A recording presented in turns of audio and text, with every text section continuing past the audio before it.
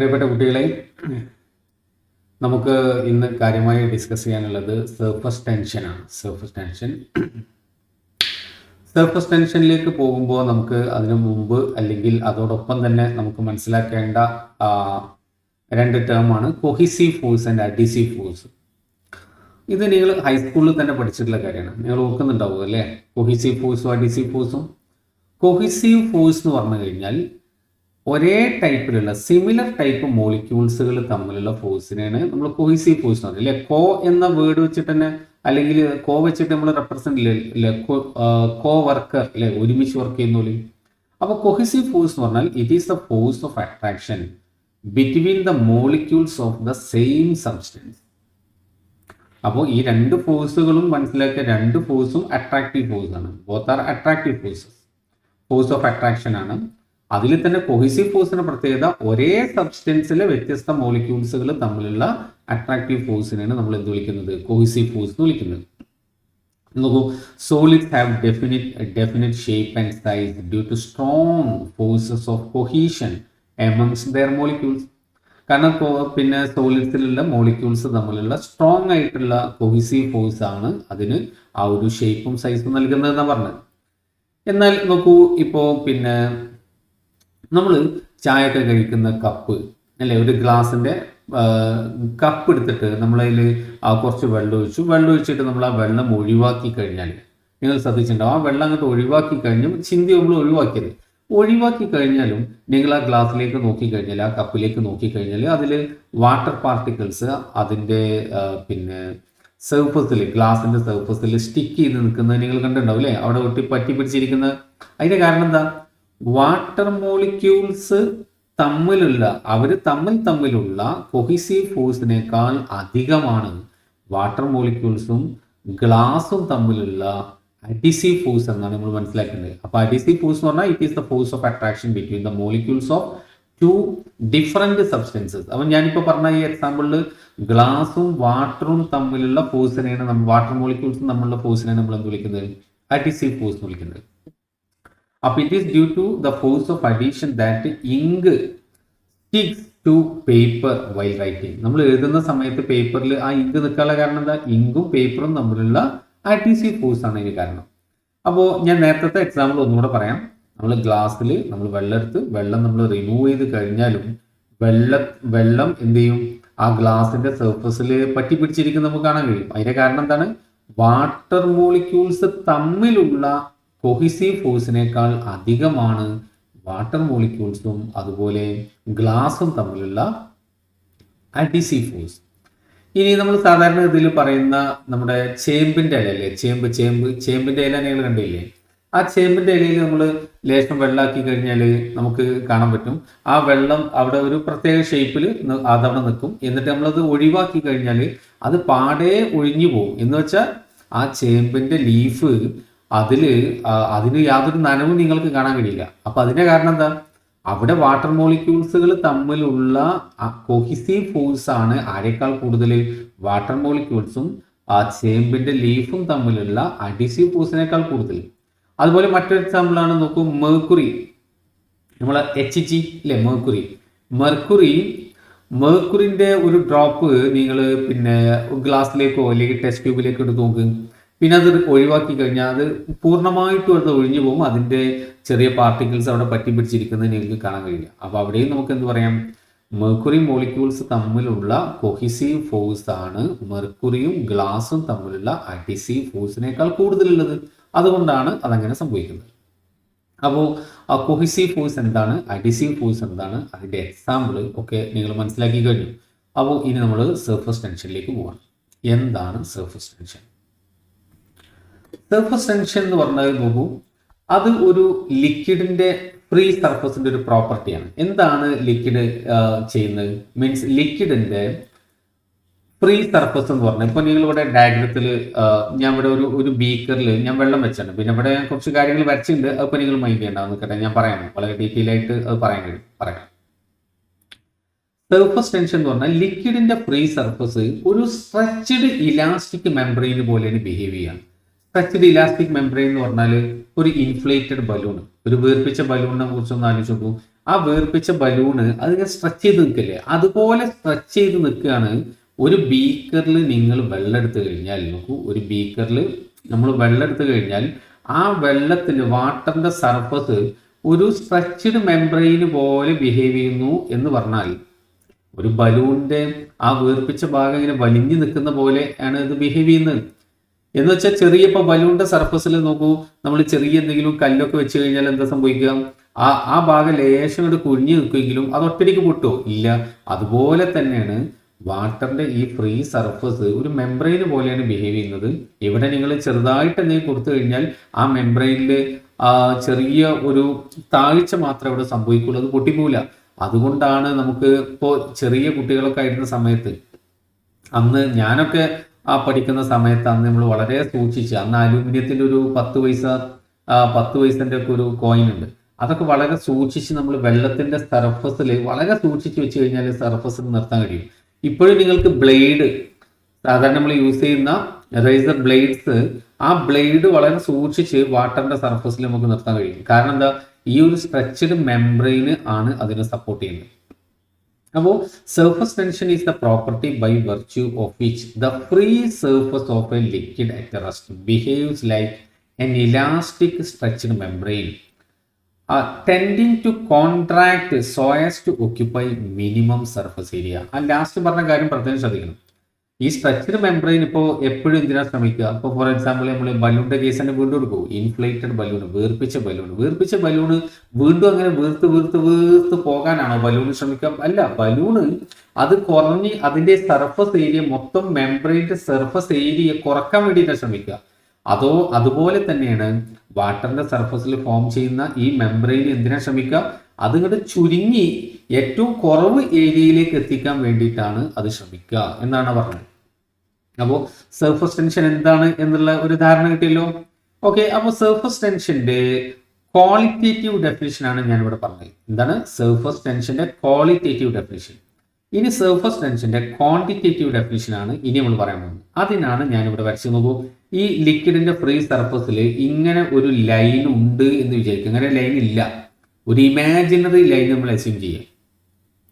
ഏതുപോലെ, ഞാൻ നേരത്തെ പറഞ്ഞ പോലെ വീർപ്പിച്ച ബലൂണിന്റെ സർഫസിൽ നമ്മളൊരു ലൈൻ വരച്ചു കഴിഞ്ഞാൽ ഈ ബലൂണിന്റെ ഈ ഭാഗം കംപ്ലീറ്റ് ആ ലൈനിനെ നോക്കൂ, അങ്ങോട്ടേ അല്ലേ വലിക്കുക, അങ്ങോട്ട് വലിക്കും. അതുപോലെ ഈ ഭാഗം അത് നോക്കൂ, അതിനെ ഇങ്ങോട്ട് വലിക്കും. ക്ലിയർ അല്ലേ? ആ ലൈനിനെ അപ്പുറത്തേക്കും ഇപ്പുറത്തേക്കും വലിച്ചുകൊണ്ടിരിക്കും. അതുപോലെയാണ് ഞാൻ ഇവിടെ വരച്ചിട്ടുള്ളത്. ഒരു സ്ട്രെച്ച്ഡ് മെംബ്രെയിൻ പോലെയാണ് ലിക്വിഡിന്റെ ഫ്രീ സർഫസ് ബിഹേവ് ചെയ്യുന്നത്. അപ്പൊ ഇവിടെ നിങ്ങൾ ഒരു ലൈൻ വരച്ചു കഴിഞ്ഞാൽ ആ ലൈനിന് നോക്കൂ, ഇവിടെ നോക്കൂ, ആ ഭാഗം ആ ലൈനിനെ അങ്ങോട്ട് വലിക്കും. ശരിയല്ലേ? അല്ലേ? നമ്മൾ വീർപ്പിച്ച ബലൂണിന്റെ സർഫസിൽ ഒരു ലൈൻ വരച്ചു കഴിഞ്ഞാൽ സംഭവിക്കുന്ന സെയിം കാര്യം. ഈ ഭാഗം നോക്കൂ, അതിനെ ഓപ്പോസിറ്റ് ഡയറക്ഷനിലേക്കും വലിക്കും.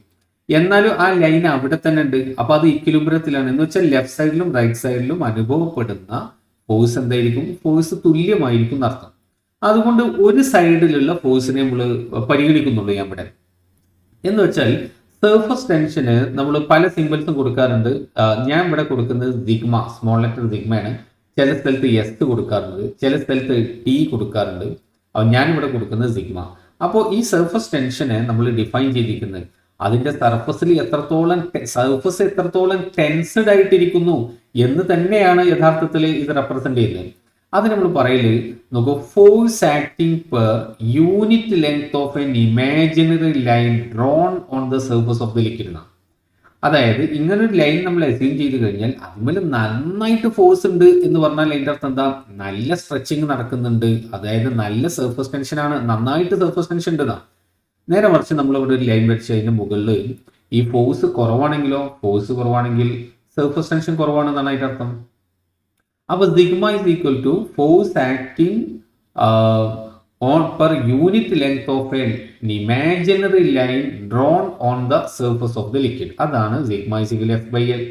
അപ്പോൾ എഫിന്റെ യൂണിറ്റ് എന്താ? ന്യൂട്ടൺ. ലെങ്ത്തിന്റെ യൂണിറ്റ് എന്താ? മീറ്റർ. അപ്പോൾ ന്യൂട്ടൺ പെർ മീറ്റർ ആണ് എന്തിന് യൂണിറ്റ്? Surface tension unit. അത് ഞാൻ ഒന്നുകൂടെ വിശദമായിട്ട് ആ കാര്യം ഇവിടെ കാണിക്കാം. നോക്കൂ, അപ്പോൾ sigma is equal to F divided by L. അപ്പൊ ഈ എഫ് എന്ന് പറഞ്ഞാൽ ഇമാജിനറി ലൈനിൽ നമ്മൾ എക്സ്പീരിയൻസ് ചെയ്യുന്ന ഫോഴ്സിനെ കുറിച്ചാണ് പറയുന്നത് കേട്ടോ. എന്നിട്ട് ആ ലൈനിന്റെ ലെങ്ത്. അപ്പോൾ സർഫസ് ടെൻഷന്റെ ക്വാണ്ടിറ്റേറ്റീവ് ഡെഫിനിഷൻ ആണ് ഫോഴ്സ് പെർ യൂണിറ്റ് ലെങ്ത്. എങ്ങനെ പറയാം നമുക്ക്? Surface tension is measured as, അതാണ് quantitative definition, measured as the force acting per unit length of an imaginary line drawn on the liquid surface. The direction of force being perpendicular to this line and tangential to the surface. ആണല്ലോ അല്ലേ? ആ ലൈനിന് perpendicular ആയിട്ടാണ് നമ്മൾ ഈ force കാണിച്ചിട്ടുള്ളത്, കണ്ടല്ലോ. മാത്രമല്ല അത് അതിന്റെ സർഫസിൽ ടാൻജൻഷ്യൽ ആണ്, അല്ലാതെ താഴോട്ടോ മേലോട്ടോ അല്ല ഫോഴ്സ് കാണിക്കുന്നത്. ലിക്വിഡ് സർഫസിന് ടാൻജൻഷ്യൽ ആയിട്ടാണ് നമ്മളത് റെപ്രസെന്റ് ചെയ്തിട്ടുള്ളത്. കാര്യങ്ങൾ ക്ലിയർ അല്ലേ? ഓക്കെ, അപ്പോൾ സർഫസ് ടെൻഷന്റെ ക്വാളിറ്റേറ്റീവ് ഡെഫിനിഷനും അതിന്റെ ക്വാണ്ടിറ്റേറ്റീവ് ഡെഫിനിഷനും അതിന്റെ യൂണിറ്റും ആണ് നമ്മൾ പറഞ്ഞു കഴിഞ്ഞിട്ടുള്ളത്. ആ യൂണിറ്റിന്റെ ഡീറ്റെയിലേക്ക് ഞാൻ ഒന്നുകൂടെ പോവാണ്. എസ് ഐ യൂണിറ്റ് അപ്പം എന്താണ്? Newton per metre. C G എസിൽ dyne per centimetre. Dimension of force by length ആണ്. അപ്പോൾ ഈ force mL/(-2) divided by length. അപ്പോൾ m(T)(-2) is the unit, sorry dimension. ഇനി നോക്കി ഇതിന്റെ വ്യത്യസ്ത എക്സാമ്പിളിലേക്കാണ് ഇനി ഞാൻ പോകുന്നത്. അപ്പോൾ ഇവിടെ നോക്കിക്കഴിഞ്ഞാൽ നിങ്ങൾക്ക് കാണാൻ കഴിയും. നോക്കൂ, ഇവിടെ ഈ ഡയഗ്രത്തിൽ നമുക്ക് ഡെയിലി ലൈഫിൽ സംഭവിച്ചുകൊണ്ടിരിക്കുന്ന അല്ലെങ്കിൽ നമ്മൾ കണ്ടുകൊണ്ടിരിക്കുന്ന വ്യത്യസ്ത എക്സാമ്പിളാണ് പറയാൻ പോകുന്നത്. അപ്പോൾ നോക്കി ഇതെന്താ സംഭവം എന്ന് വെച്ച് കഴിഞ്ഞാൽ, ഇത് നോക്കുക, ഇത് ഒരു റിംഗ് ആണിത്. അപ്പോൾ നമ്മുടെ വള പോലെ. അപ്പോൾ നമുക്ക് ഒരു ഇരുമ്പിന്റെ കമ്പി, ചെറിയ വണ്ണല്ലാത്ത കമ്പി ഉണ്ടെങ്കിൽ അതുകൊണ്ട് നമ്മൾ ഒരു റിംഗ് പോലെ നമുക്ക് ഉണ്ടാക്കി. അതിനൊരു ഹാൻഡിലുമാണിത്, ഒരു ഹാൻഡിൽ. ഇത് ഇവിടെ ബ്ലാങ്ക് ആണ് കേട്ടോ, ഇവിടെ ഒന്നും ഇല്ല, ശരിക്കും എംറ്റി ആണ്. ഞാൻ പറയാം ഇതെന്താ ചെയ്തെന്നുള്ളത്. ഇനി ഞാൻ ചെയ്യാൻ പോകുന്നത് ഈ ഹാൻഡിൽ പിടിച്ചിട്ട് നോക്കൂ, ആ ഹാൻഡിൽ പിടിച്ചിട്ട് ഈ ഒരു റിംഗ് ഇവിടെ ഉണ്ടല്ലോ, ആ റിങ്ങിന് ഒരു സോപ്പ് സൊല്യൂഷനിൽ മുക്കുക. സോപ്പ് സൊല്യൂഷനിൽ നിങ്ങൾ മുക്കിക്കഴിഞ്ഞാൽ എന്താ സംഭവിക്കുക?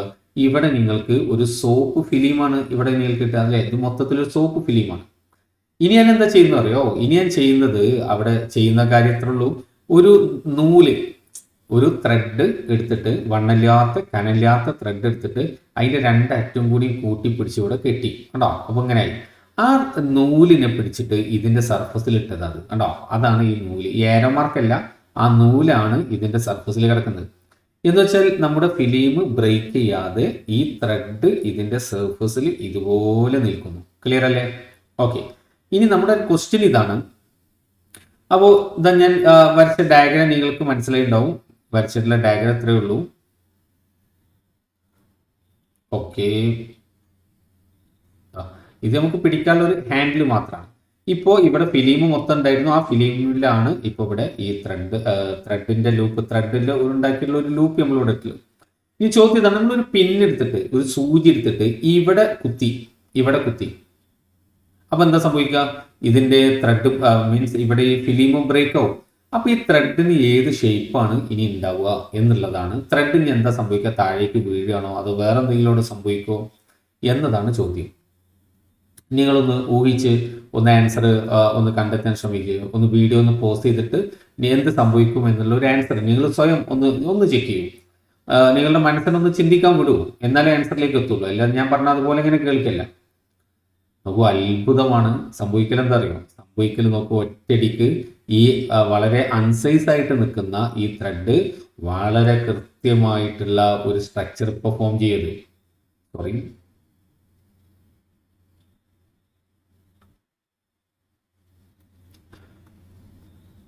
യെസ്, നമുക്ക് ഈ ഒരു സ്ട്രക്ചറിലേക്ക് വളരെ പെട്ടെന്ന് ഈ ഒരു സ്ട്രക്ചറിലേക്ക് വരും. അതെങ്ങനെ സംഭവിക്കും നോക്കൂ. സംഭവിക്കുന്നത് വളരെ സിമ്പിൾ ആണ്. ഇവിടെ ഇതിപ്പോ ത്രെഡാണ് കേട്ടോ. ഈ എഡ്ജിലുള്ളത് നമ്മുടെ ത്രെഡാണ്. ഈ ത്രെഡാണ് ഇപ്പോൾ ഈ രൂപത്തിലായത്. യെസ്, വളരെ എക്സാക്റ്റ് ഒരു സർക്കിൾ ഫോം ചെയ്ത് നമ്മുടെ ത്രെഡ്, അല്ലേ? എങ്ങനെയാണ് ആ സർക്കിൾ ഫോം ചെയ്തിട്ടുള്ളത്? ഇവിടെ എന്താ സംഭവിച്ചത് നിങ്ങൾ നോക്ക്. ഇവിടെ ഞാൻ ഇനി ഈ ഏരോ മാർക്കിനെ പറ്റി പറയാം. ഞാൻ ഈ ഏരോ മാർക്ക് വെച്ച ഏരോ മാർക്ക് നിങ്ങൾക്ക് കാണാൻ കഴിയുന്ന കാര്യമില്ല. ഇവിടെ ഞാൻ വരച്ചിട്ടുണ്ടെങ്കിലും ആക്ച്വലി നമുക്കത് കാണൂല. ആക്ച്വലി കാണുന്നത് എന്താ? സർഫസ് ടെൻഷൻ റെപ്രസെന്റ് ചെയ്യുക. അതായത് ഈ ത്രെഡിന് ഇവിടുന്ന് അങ്ങോട്ടും ഉണ്ട്, അതോടൊപ്പം തന്നെ ഇവിടുന്ന് ഇങ്ങോട്ടും ഉണ്ട്. അത് നമ്മൾ ഇലാസ്റ്റിക് സ്ട്രക്ചർഡ് മെമ്പർ ബലൂണിന്റെ മുകളിൽ ഈ ത്രെഡിന്റെ ഷേപ്പിൽ നമ്മൾ ലൈൻ വരച്ചാൽ എങ്ങനെയാണ് ഉണ്ടാവുക? അതേ കാര്യം തന്നെയാണ് പറഞ്ഞത്. അപ്പുറത്തേക്ക് ഇപ്പുറത്തേക്ക് ഫോഴ്സ് ഉണ്ട്. അതുകൊണ്ട് ആ ഫോഴ്സ് രണ്ട് ഭാഗത്തേക്ക് ഉള്ളത് കൊണ്ട് ത്രെഡ് അതുപോലെ ഇവിടെ നിൽക്കുന്നു എന്നാണ് ഇവിടെ റെപ്രസെന്റ് ചെയ്തിട്ടുള്ളത്. അതാണ് ഇവിടുത്തെ ആരോ മാർക്ക് കൊണ്ട് ഉദ്ദേശിച്ചത്. എന്നാൽ ഇവിടെ നമ്മൾ പൊട്ടിച്ച സമയത്ത് നോക്കൂ, ഈ ഫിലിം പൊട്ടിപ്പോയി. അപ്പോൾ ഇൻസൈഡിൽ ഈ ഫിലിം പൊട്ടിക്കഴിഞ്ഞാൽ പിന്നെ ഈ ഫോഴ്സ് മുകളിൽ അങ്ങോട്ടാണ് ഉണ്ടാവുക. അപ്പോൾ ഇതിന് ഈ ഒരു ഷേപ്പ് കിട്ടി എന്ന് നമുക്ക് വേണമെങ്കിൽ പറയാം. പക്ഷെ ഒന്നുകൂടി നമുക്ക് കൺവിൻസിങ് ആകുന്ന ഇപ്പൊ പറഞ്ഞത് കറക്റ്റ് ആണ്, കുഴപ്പമൊന്നുമില്ല. പക്ഷെ ഒന്നുകൂടി കൺവിൻസിങ് ആകുന്ന ഒരു ആൻസർ എന്ന് പറഞ്ഞാൽ നമ്മൾ പറഞ്ഞു സർഫസ് ടെൻഷൻ മൂലം എപ്പോഴും ഫ്രീ സർഫസ് എന്തിനാ ശ്രമിക്കുക, ഏരിയ കുറക്കാനാണ് ശ്രമിക്കുക അല്ലേ, ഏരിയ കുറയും. അപ്പോൾ ഏരിയ കുറക്കുക എന്ന് പറഞ്ഞു കഴിഞ്ഞാൽ ഒരു ഗിവൺ ലൂപ്പിന് ഏരിയ ഏറ്റവും കുറവായിരിക്കാണ് സർക്കിളിനാണോ? ഒരു ഗിവൺ ലൂപ്പിന് ഏറ്റവും കൂടുതൽ ഏരിയയാണ് സർക്കിളിന് കിട്ടുക. അപ്പോൾ ഈ ഏരിയ കൂടുതലാണ്, ഈ ഏരിയ കൂടുമ്പോഴാണല്ലോ ഇവിടെ ഈ ഫിലിമിൻ്റെ ഏരിയ ഏറ്റവും കുറവുണ്ടാവുക. ഞാൻ പറഞ്ഞ മനസ്സിലായോ? അതായത് സർഫസ് ടെൻഷന് ലിക്വിഡിന്റെ ഫ്രീ സർഫസിനാണല്ലോ അനുഭവപ്പെടുക. ഇവിടെ ഇപ്പോൾ ലിക്വിഡിന്റെ ഫ്രീ സർഫസ് ഉള്ളത് ഇവിടെയാണ്. അതെന്തിനാ ശ്രമിക്കുക, ഏരിയ കുറക്കാൻ. ഈ ഫിലിമിന്റെ ഏരിയ എപ്പോഴാണ് കുറയുക, ഇവിടെ ഫിലിം അല്ലാത്ത ഈ ഭാഗത്തിന്റെ ഏരിയ കൂടുതലാകുമ്പോൾ ഒരു ഗിവൺ ലൂപ്പിന് മാക്സിമം ഏരിയ ഉണ്ടാവല് അത് ഇങ്ങനെ റെക്റ്റാങ്കിൾ പിടിക്കുമ്പോഴോ അതിങ്ങനെ സ്ക്വയറിൽ പിടിക്കുമ്പോഴോ ഇല്ല, അത് എപ്പോഴാണ്, അത് ഇങ്ങനെ സർക്കുലാർ ഷേപ്പ് ആവുന്ന സമയത്താണ്. അവിടെ സർക്കിൾ ഫോം ചെയ്തുകൊണ്ട് ഇവിടെ ഏരിയ കൂടി, ഇവിടെ ഏരിയ കൂടിയുണ്ട്, ഇവിടെ ഏരിയ കുറഞ്ഞു. മനസ്സിലായല്ലോ, ഇവിടെ ഏരിയ കുറവാണ്. അതാണ് ഇവിടെ സംഭവിച്ചിട്ടുള്ളത്. ആ ഒരു എക്സാമ്പിൾ നിങ്ങൾക്ക് ശരിക്കും മനസ്സിലായിരിക്കുന്നു. അതായത് സർഫസ് ടെൻഷൻ വെച്ചിട്ട് ആ എക്സാമ്പിൾ എങ്ങനെയാണ് എക്സ്പ്ലെയിൻ ചെയ്യുക എന്നാണ് ഇപ്പം ഞാൻ നിങ്ങളെ കാണിച്ചിട്ടുള്ളത്. ഇനി അടുത്ത എക്സാമ്പിൾ നോക്കാം. Rain drops are generally spherical in shape. Rain ഡ്രോപ്പിന്റെ ഷേപ്പ് സ്പെരിക്കലാണ്. മനസ്സിലായോ? റെയിൻ ഡ്രോപ്പിന്റെ ഷേപ്പ് എന്താണ്, സ്പെരിക്കലാണ്. എന്തുകൊണ്ട് സ്ഫിയർ ആയി? Simple, due to surface tension. Surface tension എപ്പോഴും എന്തിനാണ് ശ്രമിക്കുക, ഏരിയ കുറക്കാൻ. എന്തിനാണ്, ഏരിയ കുറക്കാൻ. ഒരു ഗിവൺ ലൂപ്പിന് മാക്സിമം ഏരിയ സർക്കിളിനാണ് നമ്മൾ നേരത്തെ പറഞ്ഞു. ഇനി പറയാൻ പോകുന്ന ലൂപ്പിന്റെ കാര്യം. ഒരു ഗിവൺ വോളിയത്തിന് ഏരിയ ഏറ്റവും കുറവ് ആർക്കാണ്, ഏരിയ കുറവ് ആർക്കാ, സ്പെരിക്കൽ സർഫസിനാണ്. മറ്റത് ഗിവൺ ലൂപ്പിന് ഏരിയ കൂടുതൽ സർക്കുലർ ഷേപ്പിനാണ്. ഗിവൺ വോളിയത്തിന് ഏറ്റവും ഏരിയ കുറവ് ഏതിനാണ്, സ്പെരിക്കൽ ഷേപ്പിനാണ്. അതുകൊണ്ടാണ് റെയിൻ ഡ്രോപ്പ് ഏത് ഷേപ്പ് ഫോം ചെയ്യുന്നത്, സ്പെരിക്കൽ ഷേപ്പ് ഫോം ചെയ്യുന്നത്. Our raindrops are generally spherical in shape due to surface tension. The raindrops tend to minimize their surface area, and the surface area of a sphere is minimum for a given volume. അടുത്ത ഒരു example കൂടി നോക്കാം. നോക്കൂ, small mercury droplets are spherical. കണ്ടോ, ഇതൊരു ചെറിയ മെർക്കുറിയാണ്. മെർക്കുറിന്റെ drop നിങ്ങൾ കണ്ടിട്ടുണ്ടാവും. കണ്ടിട്ടില്ലെങ്കിൽ ഇനി നമുക്ക് കാണാം. ആ മെർക്കുറിന്റെ ചെറിയ ഡ്രോപ്പ് എടുത്തു കഴിഞ്ഞാൽ എക്സാക്ട്ലി ഇങ്ങനെ സ്പെരിക്കൽ ആയിട്ടാണ് നിൽക്കുക. കുറച്ചും കൂടി ലാർജർ ആണെങ്കിലോ അതിങ്ങനെ ടെൻ ടു ബി ഫ്ലാറ്റൻഡ്, അതിങ്ങനെ പിന്നെ പരന്നു വരും. അതിന്റെ കാരണം വേറെ കാര്യമാണ്. നമ്മൾ പറയുന്ന പോയിന്റ്, അപ്പൊ ഇതാണ് നമ്മുടെ മെയിൻ പോയിന്റ്. അപ്പൊ ഇനി നിങ്ങൾ പിന്നെ ഇങ്ങനെ എവിടെയെങ്കിലും ഒക്കെ കണ്ടു കഴിഞ്ഞാൽ അതിന്റെ ഒരു വിശദീകരണം കൂടി തരാൻ വേണ്ടിയിട്ടാണ് ആ കാര്യം കൂടി ഇവിടെ സംസാരിച്ചിട്ടുള്ളത്. അത് സ്പെരിക്കൽ ഷേപ്പ് ആവുള്ള കാരണം due to surface tension. Surface tension ഒരു ഗിവൺ വോളിയത്തിന്റെ ഏരിയ ഏറ്റവും കുറക്കാൻ ശ്രമിക്കും, കുറവായിരിക്കണ്ടാവുക, അത് സ്പെരിക്കൽ ഷേപ്പിനാണ്. ഇനി ഡ്രോപ്പിന്റെ സൈസ് കൂടുമ്പോൾ എന്താ സംഭവിക്കുക വെച്ചാൽ ഗ്രാവിറ്റി ഉണ്ടാവില്ല. അപ്പൊ വെടിയൊക്കെ ഗ്രാവിറ്റി ഉണ്ടാവും. അപ്പൊ ഈ ഗ്രാവിറ്റി രണ്ട് ഭാഗത്തും ഗ്രാവിറ്റി വരുന്ന സമയത്ത് എന്താ സംഭവിക്കുക, അപ്പൊ നോക്കൂ രണ്ട് ഭാഗവും ലേശം ഇങ്ങോട്ട് പരക്കും. അതാണ് ഇത് സംഭവിക്കുന്നത്. മനസ്സിലായോ? അപ്പൊ സ്പെരിക്കൽ ഷേപ്പ് തന്നെയാണ് ഈ സമയത്തൊക്കെ ഉണ്ടാവുന്നത്. പക്ഷേ ഗ്രാവിറ്റി മൂലം രണ്ട് എൻഡും ലേശം കൂടെ അങ്ങോട്ട് താവുകയാണ്. അപ്പൊ നമുക്കത് കുറച്ചും കൂടി ഫ്ലാറ്റൻഡ് ആയിട്ട് ഫീൽ ചെയ്യണം. വേറൊരു എക്സാമ്പിൾ നോക്കൂ. നമുക്ക് ഈ പെയിന്റിംഗ് ബ്രഷ് കണ്ടില്ലേ നിങ്ങൾ? പെയിന്റിംഗ് ബ്രഷ് നമ്മൾ വെള്ളത്തിലേക്ക് ഇമ്മേഴ്സ് ചെയ്യുമ്പോൾ, ഈ ഡയഗ്രം നോക്കും, വെള്ളത്തിലേക്ക് ഇമ്മേഴ്സ് ചെയ്യുമ്പോൾ അതിങ്ങനെ ആകെ അതിന്റെ ഹെയർസ് കംപ്ലീറ്റ് ഇങ്ങനെ ഫാർ അവേ നിൽക്കുന്നത് നിങ്ങൾ ശ്രദ്ധിച്ചോ? ഓക്കെ, കാരണം ഇത് എവിടെ ഉള്ളത്, ഇത് in the bulk of the ലിക്വിഡാണ്, ലിക്വിഡിന്റെ ഇൻസൈഡിലാണ് ഇതുള്ളത്. നേരെ കുറച്ച് ഇതാണ് പുറത്തെടുത്ത് കഴിഞ്ഞാൽ എന്തൊരു ഡീസെന്റ് ആയിട്ടാണ് നോക്കി നിൽക്കുന്നവര്. അതെന്താ സംഭവിക്കുന്നത്, അത് നോക്കൂ, ഇതിന്റെ മുകളിലൂടെ ഒരു ലിക്വിഡിന്റെ ഫിലിം ഫോം ചെയ്തു.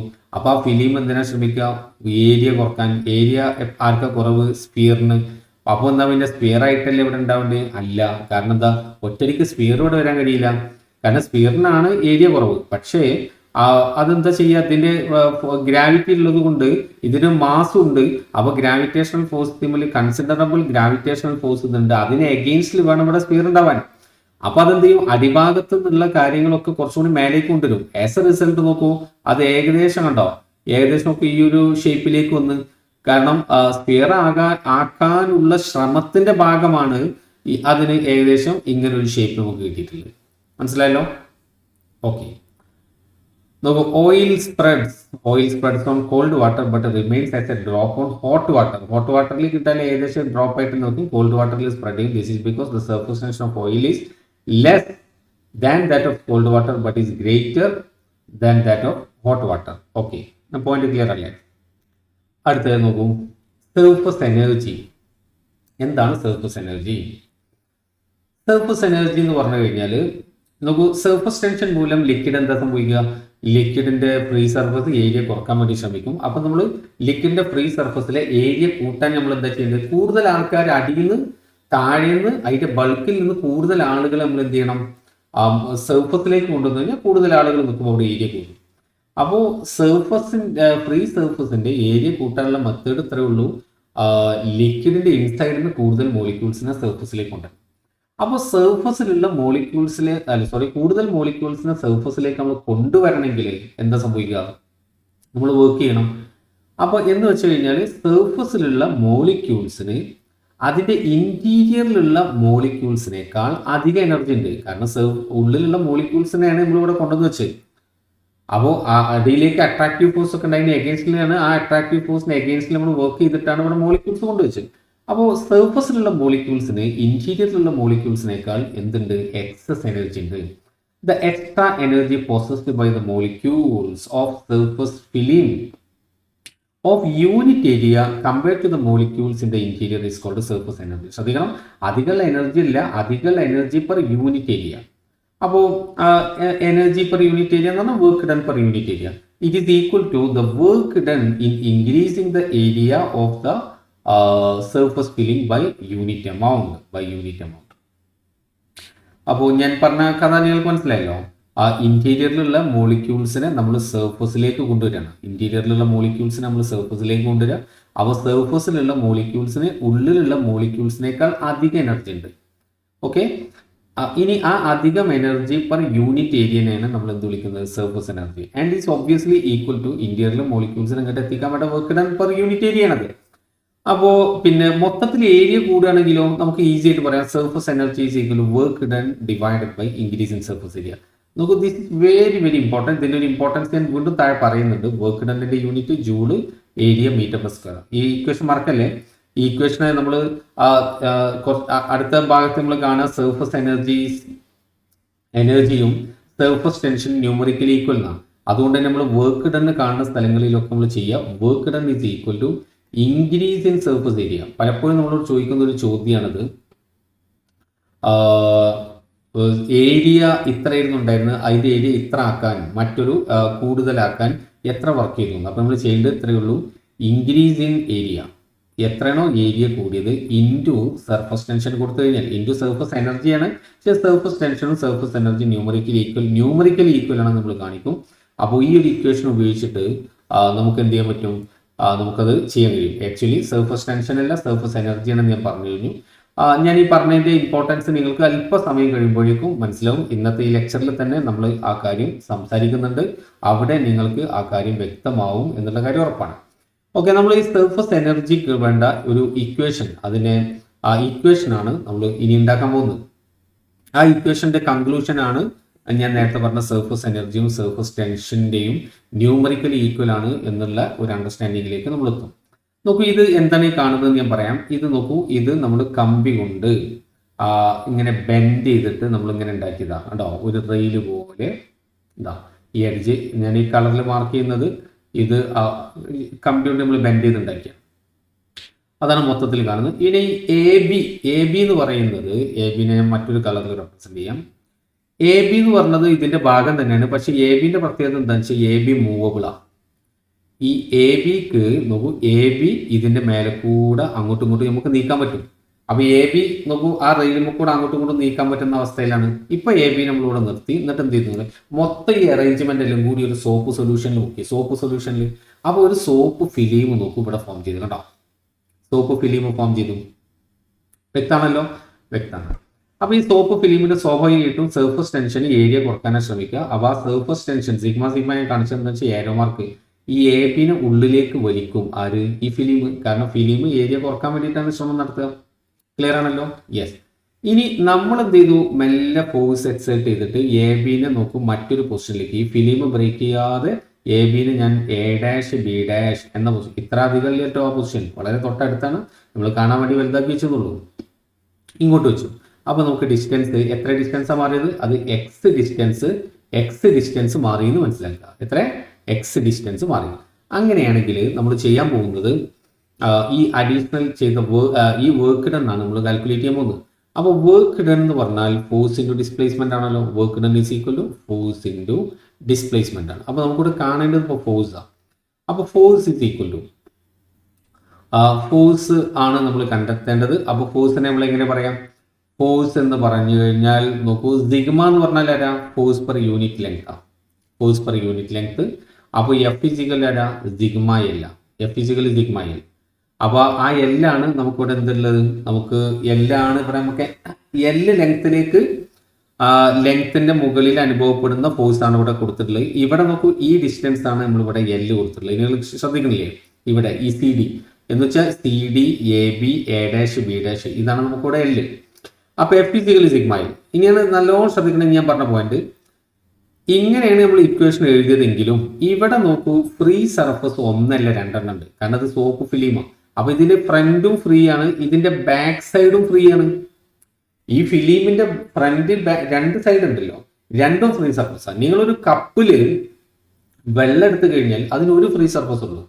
നേരെ മറിച്ച് സോപ്പ് ഫിലിമിന് ഒരു സോപ്പ് ബബിളിന്റെ കേസ് നമുക്ക് സോപ്പ് ബബിള് അതിന്റെ ഇൻസൈഡും ഔട്ട് സൈഡും ഫ്രീ സർഫസ് ആണ്. അപ്പോൾ 2 സിഗ്മ നമ്മളവിടെ കണക്കാക്കേണ്ടതുണ്ട്. മനസ്സിലായോ? 2 സിഗ്മ കണക്കാക്കേണ്ടതുണ്ട്. അപ്പൊ അതുകൊണ്ട് ഇവിടെ എഫ് ഇസിക്കൽ സിഗ്മ എൽ എന്നല്ല ഞാൻ എഴുതാം. ഞാൻ എന്താ എഴുതാ? 2 സിഗ്മ എൽ എഴുതും. എന്താ കാരണം ചോദിച്ചാൽ പറയാം. കാരണം സിമ്പിൾ. കാരണം soap film has 2 free surfaces. അപ്പോൾ സിഗ്മ അല്ല, 2 സിഗ്മ അവിടെ ഉണ്ട്. അപ്പോൾ ഇനി നമ്മൾ വർക്ക് ഡണിലേക്ക് തന്നെ പോവാം. അപ്പോൾ work done is equal 2 sigma L into x into x. മനസ്സിലായല്ലോ? ഇൻറ്റു എക്സ് എന്ന് നമുക്ക് അവിടെ പറയാം. അവിടെ നിൽക്കട്ടെ, ഇക്വേഷൻ പോവാൻ. ഈ സർഫസ് എനർജി നോക്കൂ, സർഫസ് എനർജി ഇസ് ഈക്വൽ എന്താ? Work done divided by increase in area.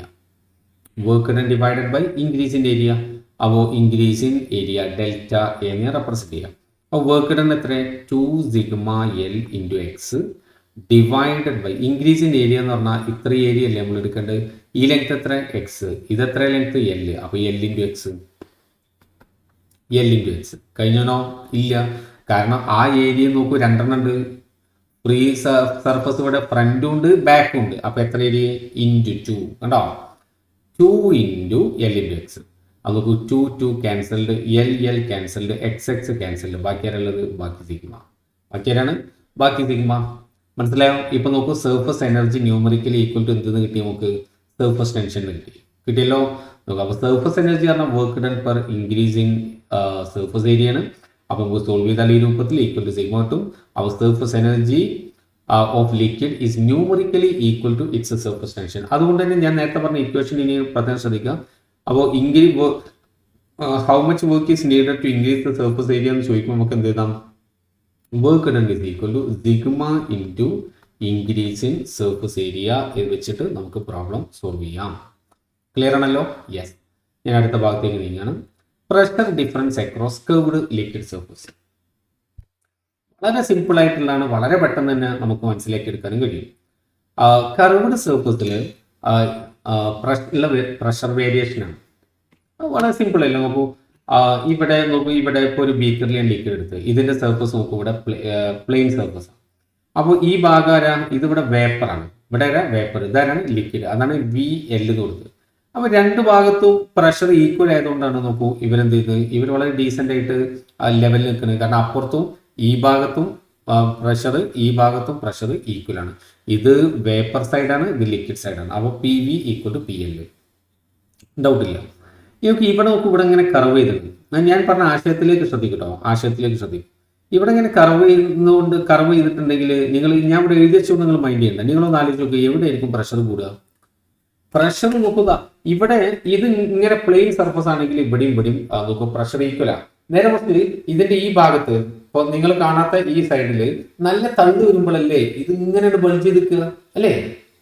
ഉള്ളിൽ പ്രഷർ കൂടുമ്പോഴല്ലേ പുറത്തേക്ക് അത് ബൾജ് ചെയ്തിരിക്കുക. ഈവൻ പ്രഗ്നന്റ് ആയ ഒരു ലേഡിയുടെ വയറിനെ കുറിച്ച് തന്നെ നിങ്ങൾ ചിന്തിച്ച് നോക്കി. കണ്ടാ പുറത്തേക്ക് എന്താ ഉള്ളിൽ പ്രഷർ. സിമ്പിൾ അല്ലെ? ഒരു ജീപ്പിൽ കണ്ടമാതിരി ആളുകൾ കുത്തിത്തിരിക്കി നിൽക്കുമ്പോൾ പുറത്തേക്ക് ഇങ്ങനെ ബൾജ് ചെയ്തിരിക്കൂലേ? ആളുകൾ തൂങ്ങി പുറത്തൊക്കെ നിൽക്കുക. ഉള്ളിൽ പ്രഷർ കൂടുമ്പോൾ എവിടെയാണെന്നുണ്ടെങ്കിലും നിങ്ങൾക്ക് അത് ആലോചിക്കാം. ഉള്ളിൽ പ്രഷർ കൂടുമ്പോൾ അവിടുന്ന് പുറത്തേക്ക് ബൾജ് ചെയ്തിരിക്കും. ബലൂണിന്റെ ഇൻസൈഡ് എവിടെ നിങ്ങൾ ചിന്തിച്ചോ, എവിടെയും നിങ്ങൾക്ക് അങ്ങനെ ഗസ് ചെയ്ത് പറയാൻ പറ്റും. അപ്പോൾ ഈ ഷേപ്പ് കണ്ടാൽ തന്നെ അറിയാം, ഓ ഇവിടെ പ്രഷർ കൂടുതലാണ്, ഇവിടെ പ്രഷർ കുറവാണ്, ശരിയല്ലേ? ആ വേപ്പർ സൈഡിൽ പ്രഷർ കൂടുതൽ, ഇവിടെ പ്രഷർ. ഇനി ലിക്വിഡിന്റെ സർഫസ് നോക്കൂ, ഇങ്ങനെ ഈ രൂപത്തിലാണെങ്കിൽ, ഈ രൂപത്തിൽ ഇതിങ്ങനെ പുറത്തേക്ക് ഉന്തിക്കുക, ഇതിനെ നമ്മൾ കോൺവെക്സ് സൈഡ് എന്ന് പറയാം. ഇതിവിടെ കോൺകേവ് സൈഡാണ്. ഇവിടെ ഈ ഭാഗം കോൺവെക്സ് സൈഡ്, ഈ ഭാഗം കോൺവെക്സ് സൈഡാണ്, പക്ഷെ മുകൾ ഭാഗം ഇവിടെ കോൺകേവ്. അപ്പൊ ഈ ഭാഗം എന്താ, ഇത് കോൺകേവ്, ഇത് പുറത്തേക്ക് ഉന്തിക്കുന്ന കോൺവെക്സ് സൈഡ്. അപ്പോൾ ഇവിടെ പ്രഷർ കൂടുതൽ, ഇവിടെ പ്രഷർ കുറവ്. കണ്ടാൽ തന്നെ മനസ്സിലാവും. ഞാൻ പറഞ്ഞ ആശയത്തിലേക്ക് ആലോചിച്ചാൽ മതി. ഈ വേണമെങ്കിൽ ഒരു സെന്റൻസ് ഒക്കെ ആയിട്ടൊക്കെ പഠിച്ചു വെക്കുക, ഒന്നും ആവശ്യമില്ല. ഞാൻ ആ പറഞ്ഞ ആശയങ്ങൾ മനസ്സിലുണ്ടെങ്കിൽ എവിടേക്കും അപ്ലൈ ചെയ്യാം. Whenever liquid surface is curved, the pressure on its concave side is greater. Concave സൈഡിൽ പ്രഷർ കൂടുതലായിരിക്കും. ഇതാണ് ഇവിടെ കോൺകേവ് സൈഡ്, അവിടെ പ്രഷർ കൂടുതൽ, side greater than the pressure on the convex side. Clear? അങ്ങനെ ഒരു സെന്റൻസ് നിങ്ങൾ ബൈഹാർട്ടാക്കുന്ന ഒരു ആവശ്യമില്ല. ഞാൻ ഈ പറഞ്ഞ ആശയം മനസ്സിലാക്കി കഴിഞ്ഞാൽ അത്രേ ഉള്ളൂ. അതിന്റെ അപ്പുറത്ത് പാടില്ല. ഇതുമായി ബന്ധപ്പെട്ട് നമുക്ക് പഠിക്കാനുള്ള വളരെ പ്രധാനപ്പെട്ട ഒരു ഡെറിവേഷൻ, പലപ്പോഴും എക്സാമിന് കണ്ടുവരാറുള്ള ഒരു ഡെറിവേഷനാണ് ഇനി ഞാൻ പറയാൻ പോകുന്നത്. Excess pressure inside a liquid drop. ആദ്യം നമ്മൾ ആ ഹെഡിങ്ങിനെ കുറിച്ചൊന്ന് സംസാരിക്കണം. ഹെഡിങ് പറഞ്ഞത്, ഒരു ലിക്വിഡ് ഡ്രോപ്പ് എടുത്തു കഴിഞ്ഞാൽ ആ ഡ്രോപ്പിന്റെ ഇൻസൈഡിൽ പ്രഷർ കൂടുതലാണ് എന്നാണ് പറഞ്ഞത്. Excess pressure inside liquid drop. എന്നിട്ട് ആ പ്രഷറിന്റെ ഇക്വേഷനാണ് ഡിറൈവ് ചെയ്യേണ്ടത്. ആദ്യം പറഞ്ഞ സംഭവം ശരിയാണോ എന്ന് നമുക്ക് ചെക്ക് ചെയ്യാം. ദ പ്രഷർ ഉള്ളിൽ കൂടുതലാണ്, ഉറപ്പല്ലേ? ഉള്ളിൽ ഇവിടെ പ്രഷർ കൂടിയോണ്ടാണല്ലോ, ഇവിടെ ഭയങ്കര പ്രഷർ കൂടിയോണ്ടാണ് പുറത്തേക്ക് ഇങ്ങനെ ഉന്തിക്കണോ. ഇതൊക്കെ പുറത്തേക്ക് ഇങ്ങനെ ഉന്തിക്കല്ലേ, ശരിയല്ലേ? ഒരു സ്ഫിയർ എടുത്തു കഴിഞ്ഞാൽ അവിടെ ഇങ്ങോട്ട് ഉന്തി അപ്പോഴാണല്ലോ അത് സ്ഫിയർ ആയി മാറുന്നത്. ഉള്ളിൽ പ്രഷർ കൂടുതൽ, എല്ലായിടത്തും പുറത്തേക്ക് തള്ളിക്കുക. അപ്പോൾ ആ ഹെഡിങ് കുഴപ്പമൊന്നുമില്ല, ഹെഡിങ് കറക്റ്റ് ആണ്. ഒരു ലിക്വിഡ് ഡ്രോപ്പ് എടുത്തു കഴിഞ്ഞാൽ ആ ലിക്വിഡ് ഡ്രോപ്പിന്റെ ഇൻസൈഡിൽ എന്ത് കൂടുതലായിരിക്കും? പ്രഷർ കൂടുതലായിരിക്കും. ഓക്കെ, അപ്പോൾ ഇനി ആ പ്രഷർ എത്ര കൂടുതൽ എന്നാണ് ഇനി നമ്മൾ ചെയ്യാൻ പോകുന്നത്. ഇവിടെ നോക്കാം. Consider liquid drop, radius R. അപ്പോൾ ഓക്കെ, ഇതിന്റെ റേഡിയസ് ആർ ആണ്. പിന്നെ sigma is the surface tension. അപ്പോൾ ഇതാണ് ഡ്രോപ്പ് കേട്ടോ, ഇതാണ് ഡ്രോപ്പ്. ഈ ഡോട്ടഡ് ലൈൻ അല്ല കേട്ടോ. ഡോട്ടഡ് ലൈൻ എന്താണെന്ന് വെച്ച് കഴിഞ്ഞാൽ ഈ ഉള്ളിലെ പ്രഷർ അധികം ഉള്ളത് കൊണ്ട് ഇവിടെ ഉള്ള റേഡിയസിൽ ഒരു ഇത്തിരി കൂടുതൽ, ഡി വെച്ചിട്ട് നമ്മൾ റെപ്രസെന്റ് ചെയ്യുന്ന ഇത്തിരി കൂടുമ്പോഴാണല്ലോ, ആ ഇത്തിരി കൂടിയതാണ് നമ്മൾ ഡി ആർ വെച്ചിട്ട് അവിടെ റെപ്രസെന്റ് ചെയ്തത്. അപ്പോൾ നോക്കാം. Sigma be the surface tension due to spherical shape there is an excess pressure P inside the top. ആ പി എക്സസിൽ മാത്രമാണ് കാൽക്കുലേറ്റ് ചെയ്യുന്നത് കേട്ടോ. പുറത്തെ അപേക്ഷിച്ച് അകത്ത് അധികമുള്ള പ്രഷറിനെയാണ് നമ്മളിവിടെ പി എന്ന് വിളിച്ചത്. അതാണ് നമ്മൾ കാൽക്കുലേറ്റ് ചെയ്യാൻ പോകുന്നത്. അതാണ് അധികമുള്ള pressure, excess pressure. X normally outwards ഒക്കെ റെഡി ഇല്ലേ? ഇവിടുന്ന് സർഫസിൽ പെർപെൻഡിക്കുലർ ആയിട്ട് പുറത്തേക്ക് ആക്ട് ചെയ്യും. അങ്ങനെ 6 റേഡിയസ് ഉള്ളത് എന്തായി മാറി? ആർ പ്ലസ് ഡി ആർ ആയി മാറി. ഈ പ്രഷർ അധികം പ്രഷർ ഉള്ളതുകൊണ്ട് ഇത്ര റേഡിയസ് ഇത്തിരി കൂടിയിരുന്നു. കുഴപ്പമില്ലല്ലോ, ഇല്ല. അപ്പോൾ നമുക്ക് അതിനെ ഡീറ്റെയിൽ ആയിട്ട് സ്റ്റെപ്പ് ബൈ സ്റ്റെപ്പ് ആയിട്ട് ഞാൻ ഇതിനെ സോൾവ് ചെയ്യാൻ പോവാണ്. ഞാൻ അടുത്ത പേജിലേക്ക് പോകാം. ആദ്യം നമുക്കൊരു കാര്യം ചെയ്യാം, അതിൻ്റെ ഇനീഷ്യൽ ഏരിയ ഒന്ന് കാൽക്കുലേറ്റ് ചെയ്യാം. ഇനീഷ്യൽ ഏരിയ ഈക്വൽ എത്ര ഉണ്ടാവുക?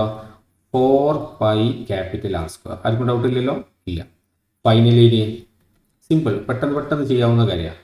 Final area is equal to 4πയിൽ മാറ്റില്ല, ആർ എന്തായപ്പോൾ ആർ പ്ലസ് ഡി ആർ ആയി മാറി, the whole square. R plus D R the whole square. അപ്പോൾ നമുക്ക് ആർ പ്ലസ് ഇതിനെ എക്സ്പാൻഡ് ചെയ്താലോ, 4πA+B ഹോൾ സ്ക്വയർ. അപ്പോൾ 4πR² കിട്ടി, പ്ലസ് 4πR ഇൻറ്റു 2, അതായത് ഇവിടെ 2AB എന്നല്ലേ കിട്ടുക. അപ്പോൾ 4π ഓൾറെഡി അവിടെ ഉണ്ട്, ഇൻറ്റു 2RdR അല്ലേ. ദെൻ അടുത്തത് 4π into dR². That is equal to നിങ്ങൾക്ക് ഇവിടെ കിട്ടും 4πR² പ്ലസ് 8πRdR. ഈ ടേമിനെ നോക്കൂ, ഈ ടേമിനെ ഞാനിവിടെ ഇഗ്നോർ ചെയ്യാൻ പോവാം. ഈ ടേമിനെ നമ്മൾ ഇഗ്നോർ ചെയ്യണം, കാരണം d r is very small. അപ്പോൾ ഡി ആറിനെ വീണ്ടും സ്ക്വയർ ചെയ്ത് കഴിഞ്ഞാൽ വീണ്ടും ചെറുതാവും അല്ലേ. 0.2നെ സ്ക്വയർ ചെയ്ത് എന്താ കിട്ടുക? 0.04, വീണ്ടും ചെറുതായി. അപ്പോൾ ഡി ആർ എന്ന് പറഞ്ഞാൽ ഇൻഫിനിറ്റ്ലി സ്മോൾ ആയതുകൊണ്ടാണ് നമ്മൾ ഡി ആർ എന്ന് വിളിച്ചത് തന്നെ. അപ്പോൾ സ്ക്വയർ ചെയ്ത് കഴിഞ്ഞാൽ അപ്പോൾ ഈ ഒരു ടേമിനെ നമുക്ക് എന്ത് ചെയ്യാം? അതിനെ നമുക്ക് ഇഗ്നോർ ചെയ്യാം. അപ്പോൾ ഇക്വേഷൻ നമ്പർ 2 ആയി. അപ്പോൾ ഇനി നമുക്ക് വേണ്ടത് ആ ഒരു ഏരിയൻ്റെ ഡിഫറൻസ് ആണ്, ഇൻക്രീസ് ഇൻ ഏരിയ. ഏരിയയിൽ അധികം വന്ന എത്രയാണ്? അപ്പോൾ 4πR² ഇത് തമ്മിൽ ഇതും തമ്മിൽ സബ്ട്രാക്ട് ചെയ്ത് നമുക്ക് എന്താ കിട്ടുക? 8 പൈ ആർ ഡി ആർ കിട്ടി. 8 pi R D R. D R capital അല്ലേ? ഓക്കെ, ക്യാപിറ്റലാണ്. Sorry, 8 pi R D R. അപ്പോൾ ഇക്വേഷൻ നമ്പർ 2 നമുക്ക് കിട്ടി, 8 പൈ ആർ ഡി ആർ. ഇനി നമുക്ക് വേണ്ടത് വർക്ക് ഡൺ. അതിന് വേണ്ട വർക്ക് ഡൺ ആണ്. വർക്ക് ഡൺ, അതിന് വേണ്ട വർക്ക് ഡൺ എത്ര? വർക്ക് ഡൺ എന്ന് പറഞ്ഞാൽ അപ്പോൾ വർക്ക് ഡൺ ആണ് നമ്മളിവിടെ രണ്ട് രൂപത്തിൽ നമ്മൾ ചെയ്യാൻ പോകുന്നത്. വർക്ക് ഡണ്ണിന് നമ്മൾ ഇവിടെ നമുക്ക് വർക്ക് ഡണ്ണിന് sigma into increase in area അല്ലേ? Sigma into increase in area. അപ്പോൾ 8 pi R D R, 8 pi R D R എന്ന് കിട്ടി. ഞാൻ അതിനെ ഇക്വേഷൻ നമ്പർ 2 എന്ന് വിളിക്കാൻ പോവാം. Equation number 2. ഇനി ഇതേ വർക്ക് ഡണ്ണിനുള്ള മറ്റൊരു equation, let me change the colour again. But work done is also equal to force into displacement അല്ലേ? Force into displacement. അത് വെച്ചിട്ട് നമുക്ക് എങ്ങനെ കൊടുക്കാം? ഇവിടെ ഫോഴ്സ് എന്ന് പറഞ്ഞാൽ നോക്കൂ, പ്രഷർ എന്ന് പറഞ്ഞാൽ ആരാ? എഫ് ബൈ എ ആണ്. അപ്പോൾ എഫ് ഇസ് ഈക്വൽ ആരാ? Pressure into area. അപ്പോൾ ഇവിടെയുള്ള പ്രഷർ, ഈ എക്സസ് പ്രഷറിനെ നമ്മൾ എന്തായിട്ട് മാർക്ക് ചെയ്ത്? പി എന്ന് മാർക്ക് ചെയ്തു. ആ പി ഇൻറ്റു അവിടുത്തെ ഏരിയ ഞാൻ കൊടുക്കാൻ പോവാം. അവിടുത്തെ ഏരിയ ഇൻറ്റു ഞാൻ പറയാം നോക്കൂ. അപ്പോൾ പ്രഷർ എത്ര അറിയണം? അല്ലെ സോറി, ഫോഴ്സ് എത്രയാണ്? ഫോഴ്സ് പ്രഷർ ഇൻറ്റു ഏരിയ എത്ര? 4 pi R square into displacement. ഇവിടെ ഉള്ള സാധനം നോക്കൂ, ഇപ്പം ഇവിടേക്ക് എത്തി. അതാണ് ഇപ്പോൾ ഈ ഡോട്ടർ ലൈനിൽ നിങ്ങൾ കണ്ടുകൊണ്ടിരിക്കുന്നത്. ഈ ഡോട്ടർ ലൈനിൽ കാണുന്നത് ഇപ്പോൾ അതാണ്. അപ്പോൾ എത്ര ഈ displacement? This displacement is d R. അപ്പോൾ ഡിസ്പ്ലേസ്മെന്റ് എത്ര? D r. അത് നോക്കൂ, ഇതാരാണ്? ഇത് ഫോഴ്സ്, ഇത് ഫോഴ്സ്. ഇതാരാണ്? ഇത് ഡിസ്പ്ലേസ്മെന്റ്, ഇത് ഡിസ്പ്ലേസ്മെന്റ്. അപ്പോൾ ഇതും എന്താണ്? Work done. അപ്പോൾ വർക്ക് ഡൺ ഇപ്പോൾ രണ്ട് ഇക്വേഷൻ കിട്ടി. ആ രണ്ട് ഇക്വേഷൻ നമ്മൾ ഇക്വേറ്റ് ചെയ്യുക. അപ്പോൾ ഫ്രം ഇക്വേഷൻ 2 ആൻഡ് 3. ഇക്വേഷൻ 2 എന്ന് 3 നമുക്ക് എന്ത് എഴുതാം? Sigma into 8 pi R D R that is equal to P into 4 pi R square D R. D R D R cancelled, pi pi cancelled, ക്യാൻസലുകളൊക്കെ cancel ചെയ്തോളൂ. 8ൽ 4 എത്ര ഉണ്ട്? 2 എണ്ണം. ഒരാറും ആറും അതും ക്യാൻസൽ ചെയ്തു. ഇനി പീനെ ഒരു ഭാഗത്ത് നിർത്തുക. ബാക്കി ആരാ? ഇവിടെ ഒരു 6 ബാക്കിയുണ്ട്. ഇവിടെ ആരാളുള്ളത്? ഇവിടെ 2 സിഗ്മ ഡിവൈഡഡ് ബൈ ആർ.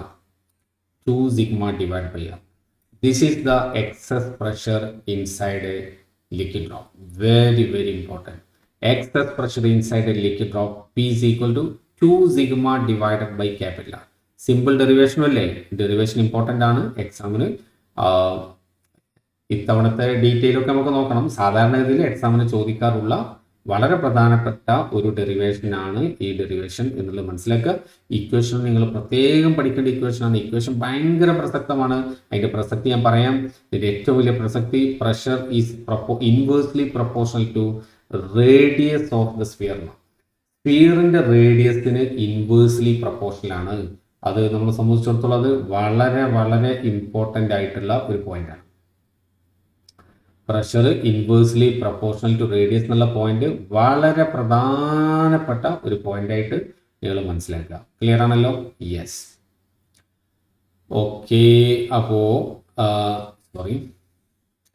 ആ ഇക്വേഷൻ നിങ്ങൾ പ്രത്യേകം ഓരോരുത്തരും ആ ഇക്വേഷൻ നിങ്ങളുടെ മനസ്സിൽ നല്ലോണം ആ ഇക്വേഷൻ വേണം.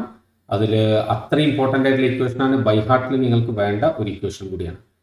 P is equal to 2 sigma divided by capital R or P proportional to 1 by R എന്നുള്ള ഇക്വേഷൻ. അപ്പോൾ ഇത് ലിക്വിഡ് ഡ്രോപ്പിന്റെ കേസിലാണ് നമ്മൾ ഇത് സംസാരിച്ചില്ലേ. Pressure, excess pressure inside a liquid drop. ഇനി നോക്കൂ, അതൊരു സോപ്പ് ബബിൾ ആണെങ്കിൽ എന്താ സംഭവിക്കും നോക്ക്.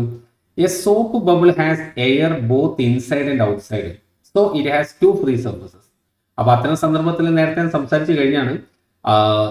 Excess pressure inside liquid drop 2 sigma by R ആണെങ്കിൽ excess pressure inside soap bubble എത്ര ഉണ്ടാവുക? 1 സിഗ്മ ഉള്ളിടത്ത് 2 സിഗ്മ വരും. അപ്പോൾ ഓൾറെഡി അവിടെ 2 ഉണ്ട്. അപ്പോൾ നമുക്ക് എന്താ അവിടെ കിട്ടുക? 4 sigma divided by capital R എന്നാണ് സോപ്പ് ബബിളിന്റെ കേസിൽ കിട്ടുക. എന്നാൽ excess pressure inside an air bubble inside a liquid, ഒരു ലിക്വിഡിന്റെ ഉള്ളിലുള്ള ഒരു എയർ ബബിൾ. അപ്പോൾ ലിക്വിഡിന്റെ ഉള്ളിലുള്ള ഒരു എയർ ബബിളിനെ കുറിച്ച് ആലോചിച്ചത്. എന്തുകൊണ്ടാണ് ബബിൾ ഉണ്ടാക്കി? എയർ ഉണ്ട്. പുറത്താരാണ് ലിക്വിഡ്. അപ്പൊ അതിന് എത്ര ഫ്രീ സർഫസ് ഉണ്ടാവുക? ഒരു ഫ്രീ സർഫസ്. ആ ഫ്രീ സർഫസ് എവിടെയാണ്? ഔട്ട്സൈഡിലല്ല, ഇൻസൈഡിലാണ്. നോർമൽ ലിക്വിഡ് ഡ്രോപ്പ് എടുത്തു കഴിഞ്ഞാൽ അതിന്റെ ഫ്രീ സർഫസ് എവിടെ? ഔട്ട്സൈഡിൽ. എന്നാൽ എയർ ബബിൾ ഇൻസൈഡ് ലിക്വിഡ് ആണെങ്കിൽ അതിന്റെ ഫ്രീ സർഫസ് ഒന്നേ ഉള്ളൂ. പക്ഷെ അതെവിടെയാണ്? ഇൻസൈഡിലാണ്. ഫ്രീ സർഫസ് ഒന്നുള്ളൂ. അതുകൊണ്ട് ആ കേസിൽ നമുക്ക് എന്ത് തന്നെയാണ് കിട്ടുക? 2 sigma divided by capital R എന്നായിരിക്കും നമ്മുടെ ഇക്വേഷൻ ഉണ്ടാവുക. ഇന്നത്തെ ലാസ്റ്റ് പോയിന്റിലേക്കാണ് ഞാൻ പോകുന്നത്. ഈ ഒരു കാര്യം പറഞ്ഞിട്ട് നമുക്ക് ഇന്നത്തെ അവസാനിപ്പിക്കാം. ഇത് വളരെ സിമ്പിൾ. ഇവിടെ ഞാൻ നോക്കൂ ഇത് നോക്കൂ, ഒരു ട്യൂബ് അതിൻ്റെ ഇടയിൽ ഇവിടെ ഒരു വാൽവ് കണക്ട് ചെയ്തിട്ടുണ്ട്. ഇവിടെ ഇത് ഒരു സോപ്പ് ബബിൾ ആണെന്ന് കരുതിക്കോളൂ. ഇത് മറ്റൊരു സോപ്പ് ബബിൾ. അപ്പോൾ കണ്ടു കഴിഞ്ഞാൽ തന്നെ അറിയാം 1ന് റേഡിയസ് കുറവാണ് അല്ലേ, 1ന് റേഡിയസ് കുറവാണ്, 2ന് റേഡിയസ് കൂടുതലാണ്. അപ്പോൾ ഇതിവിടെ ഇപ്പോൾ ബ്ലോക്ക് ചെയ്തിട്ടുണ്ട്, അല്ലെങ്കിൽ ഇവിടെ ഒരു കോർക്ക് ഇട്ടിട്ട് അടച്ചു വെച്ചാണ്. എന്ന് വെച്ചാൽ ഇവർ തമ്മിൽ ഫ്രീ കമ്മ്യൂണിക്കേഷനിലല്ല ഇപ്പോൾ എന്നർത്ഥം. അവർ ഫ്രീ കമ്മ്യൂണിക്കേഷനിലല്ല. എന്നാൽ ഇനി ചോദ്യം ഇതാണ്, വളരെ ഇമ്പോർട്ടൻ്റ് ആയിട്ടുള്ള ഒരു ക്വസ്റ്റ്യൻ ആണിത്. നിങ്ങൾ നന്നായിട്ട് ശ്രദ്ധിക്കണം ഈ ഒരു പോയിന്റ്. ഇവിടെ ഞാൻ പറഞ്ഞല്ലോ, ഇനി ഇതൊരു വാൽവാണ്. ഈ വാൽവ് ഞാൻ ഓപ്പൺ ചെയ്തുകൊണ്ടിരിക്കും. ഓപ്പൺ ചെയ്ത് കഴിഞ്ഞാൽ എന്ത് സംഭവിക്കും എന്ന് വെച്ചാൽ, ഓപ്പൺ ചെയ്ത് കഴിഞ്ഞാൽ ഇവിടെ ഫ്രീ കമ്മ്യൂണിക്കേഷൻ പോസിബിൾ ആണ് ബബിൾ 1ഉം 2ഉം തമ്മിൽ. അപ്പോൾ എന്ത് സംഭവിക്കും എന്നുള്ളതാണ് ക്വസ്റ്റ്യൻ. എന്താ സംഭവിക്കുക? ബബിൾ 1 എന്താവുക, വലുതാവോ ചെറുതാവോ? ബബിൾ 2 എന്താവുക, വലുതാവോ ചെറുതാവോ? കമോൺ, എല്ലാവരും എന്തെങ്കിലും ഒരു ആൻസർ മനസ്സിൽ പറയൂ. അല്ലെ 1 ഇതാ, നിങ്ങൾ ഒന്ന് ജസ്റ്റ് ഒരു നോട്ട്ബുക്കിൽ നോട്ട് ചെയ്യും. 1ന് എന്താ സംഭവിക്കുക? 1 റേഡിയസ് ഇൻക്രീസ് ബാർ ഡിഗ്രീസ് പറയും. ജസ്റ്റ് നിങ്ങൾ നോട്ട് ചെയ്ത് വെച്ചാൽ മതിയാണ്. നിങ്ങൾ നോട്ട് ചെയ്യും 1ന്റെ കേസ്. അതേപോലെ 2ന് എന്താ സംഭവിക്കുക? ഒന്ന് നോട്ട് ചെയ്തിട്ട് വേണം എന്നെ ബാക്കി ശ്രമിക്കാൻ കേട്ടോ. ഓക്കെ, 1ന് ഇപ്പൊ റേഡിയസ് ചെറുതല്ലേ, അപ്പോൾ ഇത് ഫ്രീ കമ്മ്യൂണിക്കേഷനിലാവുമ്പോൾ എയർ ഇവിടുന്ന് വന്നിട്ട് ഇത് വലുതാവും എന്നാണ് നിങ്ങൾ പറഞ്ഞതെങ്കിൽ 1 വീണ്ടും ചെറുതാവുക ചെയ്യുക, 2 വീണ്ടും വലുതാവുക ചെയ്യുക. വിശ്വസിക്കാൻ പറ്റുന്നില്ല അല്ലേ? നോക്കി, ഇപ്പം നമ്മൾ പഠിച്ച ഇക്വേഷൻ എന്താ? പി സിക്കൽ, ഇത് എയർ ബബിൾ ആണ്, സോപ്പ് ബബിൾ ആണെങ്കിൽ അപ്പോൾ 4 sigma divide by capital R. അത് 2 sigma 4 sigma whatever it may be. One thing is sure, that is P proportional to 1/r. P proportional to 1/r. അപ്പോൾ അതിന്റെ meaning എന്താ? Radius കൂടുതലുള്ള ബബിളിന്റെ ഉള്ളിൽ pressure കുറവാണ്. അപ്പോൾ ഇവിടെ പ്രഷർ കുറവാ. എപ്പോഴും ഗ്യാസ് എവിടുന്ന് എടുക്കാൻ പോവുക, എയർ എവിടുന്ന് എടുക്കാൻ പോവുക, കൂടിയ പ്രഷർ ഉള്ളിടത്തുനിന്ന് കുറഞ്ഞെടുത്ത്. അപ്പൊ നോക്കൂ, റേഡിയസ് കുറവാണെന്ന് പറഞ്ഞാൽ അവിടെ പ്രഷർ, നോക്കൂ എഗെയിൻ, റേഡിയസ് കുറവാണെന്ന് പറഞ്ഞാൽ അവിടെ പ്രഷർ കൂടുതലാണ്. അപ്പൊ ഇവിടെ പ്രഷർ കൂടുതലാണ്, P1 ഗ്രേറ്റർ ദാൻ P2 ആണ്. അപ്പൊ ഇവിടെ പ്രഷർ കൂടി കഴിഞ്ഞാൽ ഇവിടെ ഫ്രീ കമ്മ്യൂണിക്കേഷൻ ആയാലും എയർ വീണ്ടും ഇവിടുന്ന് അങ്ങോട്ടാ പോവുക, എയർ ഇവിടുന്ന് അങ്ങോട്ട് പോകും. അപ്പൊ ഇയാൾ എന്താവുക? ഇയാൾ വീണ്ടും വലുതാവും, ഇയാൾ വീണ്ടും ചെറുതാവും. കണ്ടോ, ഇയാൾ വീണ്ടും 1 ചെറുതായി finally collapse. Number 2 bubble, second bubble നോക്കൂ, ഓൾറെഡി വലുതാണ്, വീണ്ടും വലുതായി ഇറ്റ് വിൽ ബേസ്റ്റ്. അത് ബേസ്റ്റ് ചെയ്യും. ഏതുപോലെ? സീരീസ് കണ്ടോ, ഇവിടെ ഇതായിരുന്നു അതിന്റെ ആദ്യത്തെ റേഡിയസ് എങ്കിൽ പിന്നെ അത് റേഡിയസ് ഇങ്ങനെ കുറഞ്ഞ് ഇവിടെ റേഡിയസ് കുറഞ്ഞു വരികയാണ്. ഇവിടെ ഇതായിരുന്നു ബബിൾ എങ്കിൽ അതിലിങ്ങനെ കൂടി വലുതായി ഈ രൂപത്തിൽ ഫൈനലി ബേസ്റ്റ് ചെയ്യുന്നു, ഫൈനലി ഇവിടെ കൊളാപ്സ് ചെയ്യുന്നു. മനസ്സിലായല്ലോ? വളരെ കുറഞ്ഞ ചില കാര്യങ്ങളാണ്, എന്നാൽ വളരെ പ്രധാനപ്പെട്ട കാര്യങ്ങളും കൂടിയാണ് നമ്മൾ സംസാരിച്ച്. വളരെ ചെറിയ ഒരു ക്ലാസ്സും കൂടി നമുക്ക് ഇനി ഇതിലുള്ളൂ. ക്യാപിലാരിറ്റി മാത്രമേ ഈ ചാപ്റ്ററിൽ ഇനി നമുക്ക് എടുക്കാൻ ബാക്കിയുള്ളൂ.